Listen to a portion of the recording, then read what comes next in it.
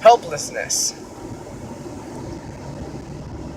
At some point in everybody's life, we experience that feeling of helplessness. And I'm here to tell you guys that in no areas of your life are you helpless. There's always a way to move out of where you are now, and there's always a way to at least getting started moving in the direction of where you want to go. Let me give you a point to ponder here. Reference check me from Ty Lopez. Alright, learned helplessness. We all have it, learned helplessness. And we learn it from our parents, we learn it from our friends, we learn it from our surroundings, alright? These scientists did an experiment, kind of fucked up, kind of effed up, but it really shows you the true nature of how our brains work. It goes all the way down to the primal instincts of dogs here. They took two groups of dogs. One group was set in a cage, an open cage, no ceiling to it, but it had walls all around it. It just, it was short enough for the dogs to hop out if they so wanted to. So they put one group of dogs in cages without ceiling on it so that they could jump out if they really wanted to. And they put one set of dogs in a cage with a ceiling on it, with a roof on it, so that they couldn't get out even if they wanted to, right? And what these scientists did, here's the effed up part. They started shocking the different groups of dogs with electricity. They started shocking them and observing what they did. The group of dogs that didn't have this ceiling on top of them, of course, jumped out. They jumped out and got away from the electrocution because, it doesn't feel too good. That's kind of like life. When something doesn't feel good, you get away from it. That's the shock. You want to get away from it. And then the other set of dogs that couldn't get out even if they wanted to were shocked repeatedly, and they couldn't get out. So eventually they just lay down and, they stopped trying to get out. They couldn't get out of the cage. They realized that, so they stopped trying. They laid down and got shocked and just basically cried about it. So you can take that into reference with human beings just complaining about their situations and not doing anything about it, right? So there's the two test groups. A, this is the one that could get out. B is the one that couldn't. Alright, now they took the same two groups and they did it again. Except this time, both of the cages didn't have roofs over top of it. So all the dogs could get out if they so wanted to. So when they did this experiment, the first group A, the one that had previously had no roof, got shocked again, and again they jumped out. They got out because they go, oh, well, this is just like last time, right? And the habit loop in their brain goes, okay, the cue is I'm getting shocked, the routine is getting the F out of here, and the reward is no more shocking, right? But group B over here, they learned helplessness. They were getting shocked and no roof over their head.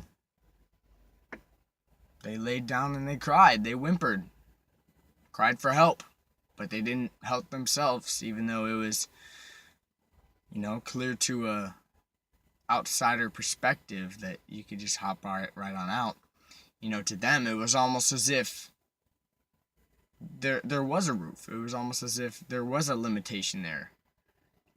Of course, they were creating it because of the expectations they had from the last time and how they couldn't get out last time, but this time it was different.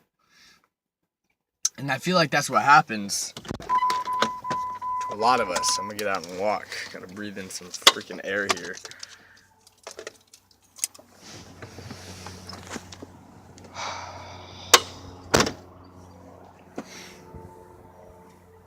And I feel like that's what happens to a lot of us. We learn helplessness. It's not in our structure to be like that, but you can learn it. Whether it be from your family, whether it be from your friends, whether it be from past experiences and baggage you're holding on to from just life, effing you up. You got to look at the areas in your life. A lot of people will have childhood traumas that hold them back. And I get that. I get that completely. I have a few childhood traumas myself. I have a few adulthood traumas. We all go through it. We all have our different trials and errors that we go through. But the question you must ask yourself now is, in what area of my life have I learned to be helpless? Is it health?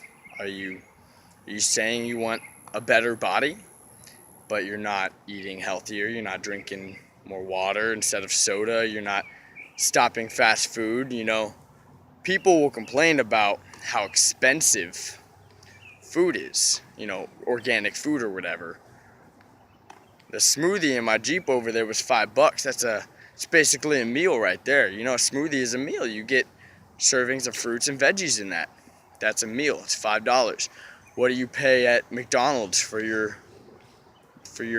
Whopper meal or whatever it is? $5-6, I imagine, right? The average American spends $3.99 on a coffee every morning. It's only $2 less than my smoothie. And look at the benefit. It's more than just what you're spending on the outside. What you put in is what you're going to get out. Is it your wealth? Are you in a job that you don't like and you're just settling for less at that point? You're not even pursuing a different job. You're not even pursuing an option B. Maybe it's not a job. Maybe you want to start up a business. Maybe you want to be a musician like me. Maybe you want to go travel the world. Maybe you want to meet interesting people and do fun things. These are all accomplishable. You're not helpless. Maybe it's love. Maybe you got some delusion in your head that you're not worthy of having love or good relationships in general. It's all in a state of mind. We are the only ones that can limit ourselves in life. We are the only ones that can put the boundary here, right? The line's here. I dare you to step over that line. Get uncomfortable. Get so uncomfortable that you almost can't handle it. I dare you. I challenge you to get uncomfortable. Go take a walk outside in a neighborhood like this. Go get a nice view. Go meet some interesting people. Walk up to that cute girl that you've been crushing on for the past week, couple weeks, months, years. I don't know your life. Whatever it is that you've been holding off doing that will benefit you. You're a little scared, you're a little nervous, you feel in your gut, right? Oh, I don't know, I'm unsure. I'm unsure of myself. You know what that tells me to tell you? Do it. Go do it. Get uncomfortable. Because you'll find that when you stay in your comfort zone for too long, your comfort zone ain't too comfortable. If you want to change your life, you need to get uncomfortable. No one grows through staying the same. Growth occurs by the breaking down of elements. You look at how we build muscles. Check out Elliot Hulse's page. He explains it very well. Better than me. Kino Body. Him too. The breaking down of particles and the rebuilding, the regeneration, getting uncomfortable, breaking it down. You get a little stressed. Getting stressed is not bad for you. Get stressed. Get uncomfortable. Be tired. Work for your dreams and be passionate about it. Don't take no for an answer. Go out there and get what you deserve, what you know you deserve, what you've deserved for a long time, and do it with integrity and drive. Be fearless. I challenge you today. Get uncomfortable. That's about it for me today. point to ponder for y'all. Let me know what you think down below. What is it in your life that you've learned to be helpless by? Is it your health? Is it your wealth? Is it your love? Is it your success? Is it your friend group? What is it? Is it your job? Whatever it is. I'd love to hear the comments. DM me on Instagram. Right now it's Gabriel Beck Music. I'm going to see if I can go about changing that name. You can message me on Facebook. I'm on there, Gabriel Beck. You can find me. You can message me on YouTube. Do whatever you feel like you need to do. Let's get connected. Let's get the golden nuggets from each other's brains. And, we're here to communicate with each other. We're here to learn from each other. We're here to enjoy life, meet interesting people, and do interesting things. So let's do just that. Peace.